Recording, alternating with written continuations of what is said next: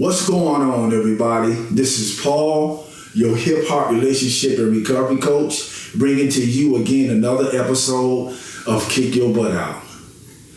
Before I get off into today's subject matter, I want to say to everybody what I always say at the beginning and end of every last one of my episodes.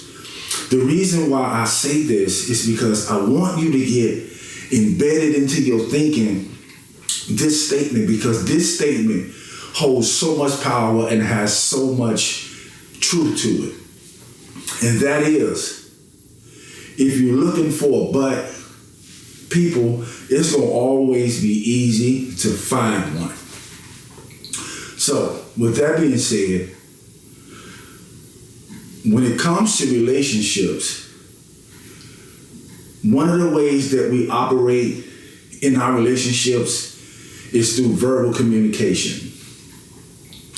And sometimes this verbal communication can lift somebody up or tear somebody down. It can pour life or it can pour death into someone. Put it to you like this. In the book of Proverbs, chapter 18, verse 21, it says this: death and life are in the power of the tongue, and they that love it will eat the fruit thereof. You can speak life or you can speak death into your relationships or into the people that you're in relationship with. And so because of that, I've titled today's episode, But You Called Them. So with that being said, the first situation that I want to talk about, I remember growing up in Chicago, there was a family that I knew. It was a big family. Had a bunch of sisters in it. And one of the sisters had a baby boy to be exact. And I don't remember his birth name, but I remember what they called him. And they called this kid this when he was a little bitty baby, starting when he was a little bitty baby. I'm going somewhere with this. I want you to understand that death and life are in the power of the tongue. Lifting people up or tearing people down is in the power of the tongue. And so, again, I remember what the kid's birth certificate, government, or God-given name was, but I remember what they called him. And here's what they called him: Trouble Man. Yep, you heard it right. They called this kid Trouble Man. Here's the problem with that. They gave him a destructive name or nickname from the beginning, which meant that they didn't even give this kid didn't even have a chance from birth, because they gave him a name that was going to eventually tear this young man down. And this is one of the ways that they tore him down. I remember, and overall, he was a good kid. However, because of what that name was tied to, Trouble Man. First of all, he was a little bitty boy. He wasn't a man. So they shouldn't have been calling him man. Not to mention trouble to go along with it. So anyway, I remember this kid, as he started to get up in school, he started to get in trouble in school. From a violent standpoint, he started to hit on other students. And the parents and the family were surprised and bothered by that. But you called him that. But, like I said, you called him that. And so, as this kid got into his teenage years, he started getting he got into gangs. And they wondering why this kid is doing this. But you called him Trouble. And a part of this kid getting into gangs, he started getting in trouble. Duh. Eventually, I remember before this kid was 18 years old, he was on his way to prison. And he was on his way to prison for, I forget the exact crime, but I remember that the crime was serious because he was facing some really serious time. And he eventually got a substantial amount of time in prison for the crime that he committed.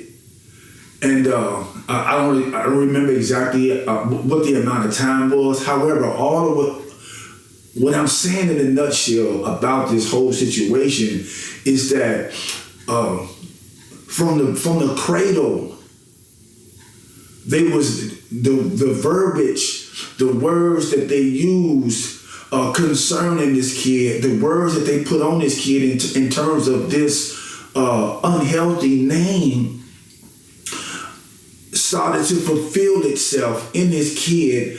And again, it didn't even give him a chance from birth. And they was mad. They were angry. They were bothered. They were surprised by the results that started to happen in this kid's life. But you named him that. But you called him that. People, let me say this. A bunch of these nicknames that we are giving ourselves or that we are giving to our children are nicknames that's speaking death into them. But we angry, but we mad, but we surprised, but we bothered when these negative things starts to happen to our children. And we got to make sure that we remember or take responsibility, not remember, that we have to make sure that we take the brunt of the responsibility for the choices that our children make and for the things that has happened to them as a result of them living up to these negative, death-giving, pulling down names that we call our children. It's okay to have a nickname for your son or for your daughter. However, or let me say it like this, but we got to be careful of the nicknames that we give our children, because again, some of those nicknames are speaking death into our children and pulling our children down. Here's another situation that I want to talk about when it comes to what you call them, but that's what you call them.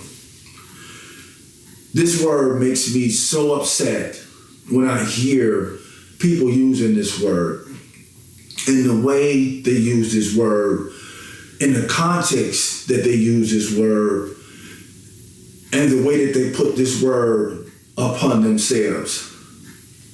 And that's the B word. Listen, people. Excuse me.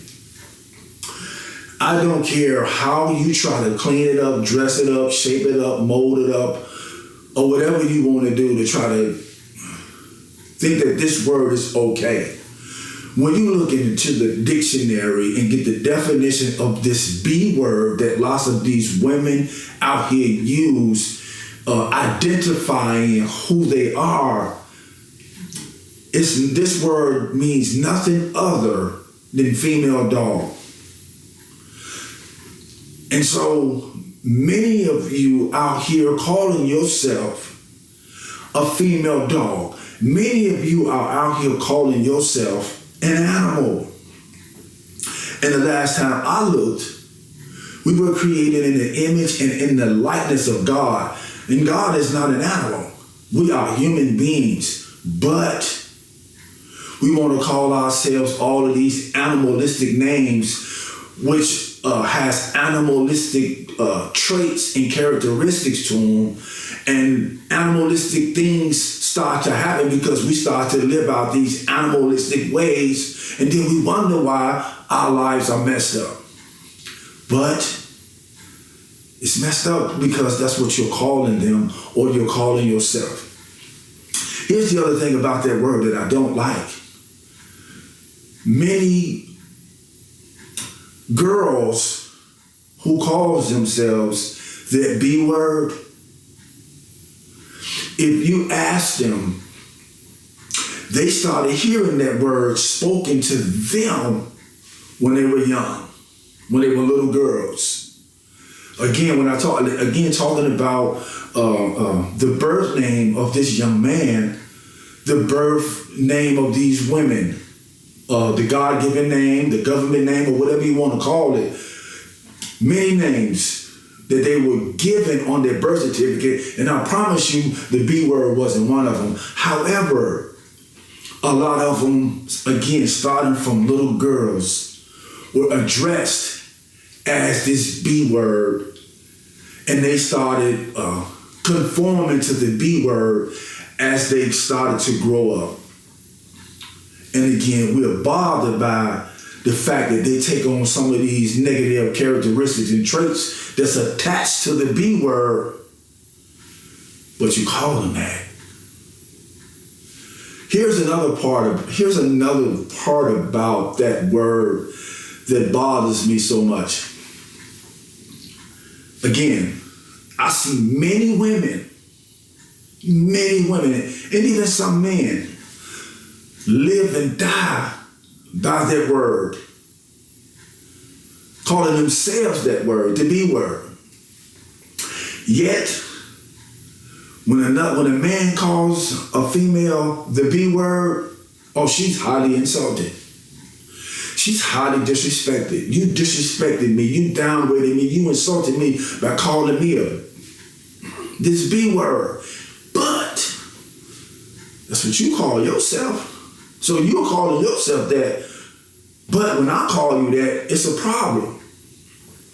So if you don't want people to call you that word, you need to first stop calling yourself that word and stop allowing anybody to call you the B word. Because again, no matter how you shape it, cut it, lift it up, fold it, twist it, or whatever, the B word, the only meaning, the true meaning attached to the B word is female dog.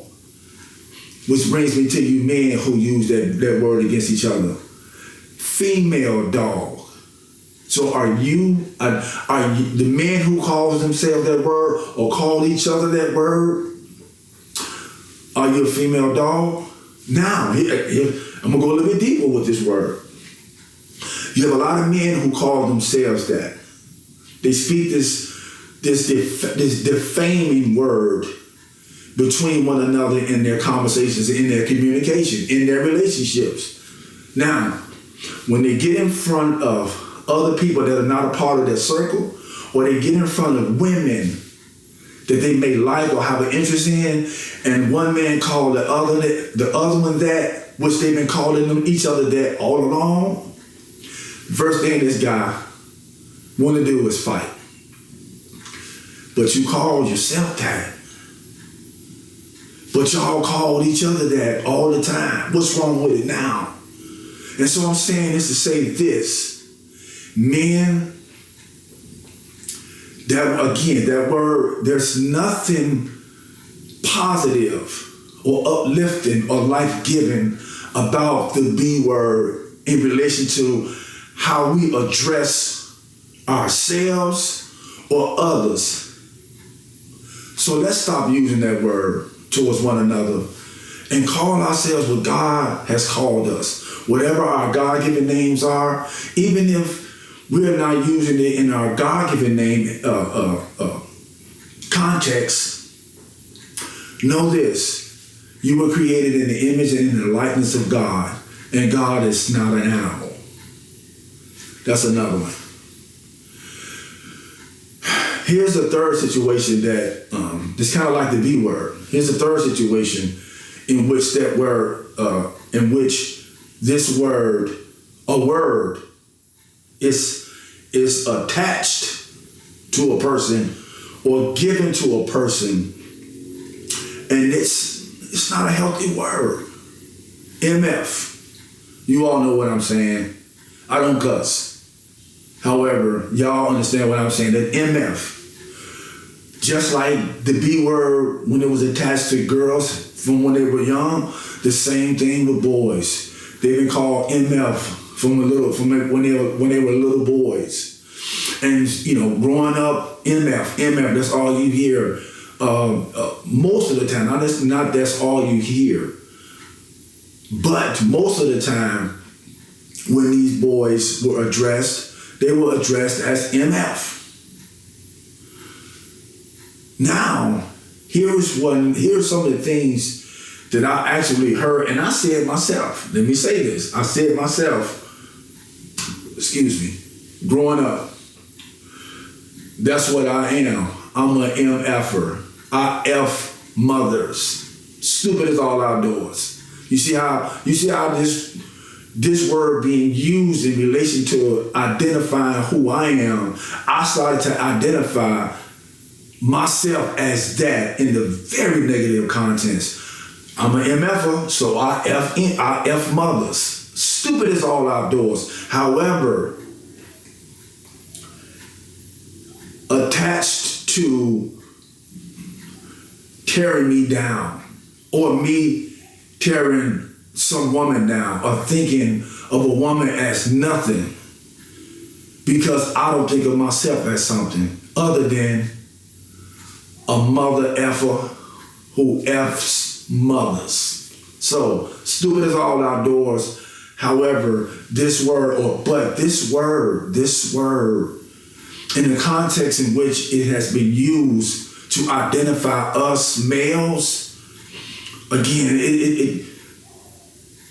it's never going to be anything positive. It's never going to be or amount to anything uplifting. It's never going to be life-giving to any of us. So let's take that word out of our vocabularies as it relates to who we are. And again, start to use our life-giving, God-given, government-given names. Like I said earlier, there's nothing wrong with giving nicknames to ourselves or to our children or whatever the case may be. But we got to make sure we be careful about these nicknames, because a lot of these nicknames that are being used are names that is tearing our people apart, that is bringing death to our people instead of life to our people. Okay, so here's another one that I want to use. I've seen it on people's clothing. I've seen it tattooed on people's arms. I've seen it, and a lot of times where it's tattooed on people's bodies, you don't have to look for it. It's right there. It's right up front, so you can see it clearly, and you don't have to look for it. Many people I've seen with this name attached to them: born to lose or loser. And people identify themselves as losers. Some people wonder why you end up losing, but that's what you call me. But that's what I call them myself. But that's what you call them. That's what you name them. Listen, men and women, you are not born to lose. You are not born to lose. You are not a loser. Stop calling yourself that, and stop allowing people to call you that. Stop positioning ourselves, so that people could speak to us in that context. Because again, like I said at the beginning, one of the ways that relationships are cultivated or operated is through verbal communication. And that verbal communication is either helping us or harming us. You was not born a loser. You were not born an MFer. You were not born a B word. Your name is not trouble man or trouble woman. You have a wonderful God-given name, again, birth-given name or government name that you need to be called by, so that name can be used to bring life and lift you up. So, with that being said, like I said at the beginning, our relationships are cultivated by verbal communication. And in that verbal communication, it entails names. We got to be careful about the names that we use, because a lot of these names are ending people's lives. And we are wondering why their lives ended or ended up messed up. But you call them. But it's based off what you call them. So with that being said, thank y'all so much for tuning into this podcast. Please share and comment, post, repost, and let's talk about some of these names that's attached to the relationships that we have been called, or that we have practiced calling others, whether it's our children, our fellow man, or our fellow woman. Because again, these names and this communication in our relationships are not healthy. This is Paul, your hip-hop relationship and recovery coach, signing out. And as usual, before I end this podcast, if you're looking for a butt, brother and sister, man and woman, boy and girl, it's going to always be easy to find one. Until next time, be well, do the next right thing, and God bless you all. This is Paul, your hip-hop relationship and recovery coach, signing out. Peace.